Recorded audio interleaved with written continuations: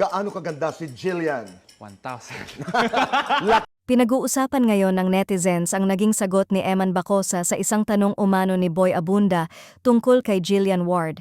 Sa kumakalat na kwento online, sinasabing napasagot si Eman ng 1,000 times nang tanungin kung gaano kaganda si Jillian.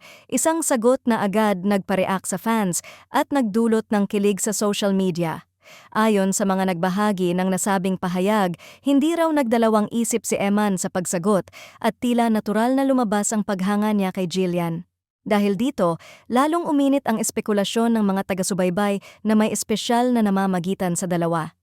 Para sa ilang fans, hindi lang basta biro ang 1,000 times na sagot, kundi indikasyon ng lalim ng paghanga ni Eman sa aktres. Gayunpaman, may ilan ding netizens ang nananatiling kritikal at sinasabing posibleng nadagdagan lamang ang kwento habang kumakalat online.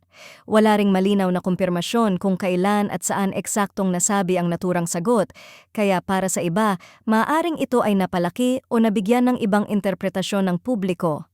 Sa kabila nito, hindi napigilan ng kanilang supporters na kiligin, lalo na't patuloy nilang sinusubaybayan ang bawat interaksyon ng dalawa. Para sa kanila, kahit simpleng pahayag lang ito, sapat na upang patunayan na may espesyal na paghanga si Eman kay Jillian.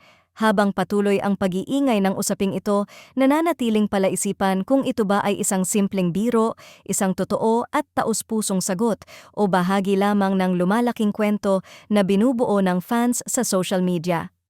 Ngunit tulad ng mga naunang usap-usapan, isang bagay ang sigurado, anumang kinalaman kina Eman Bacosa at Jillian Ward ay madaling nagiging viral at sentro ng kilig at kontrobersya online.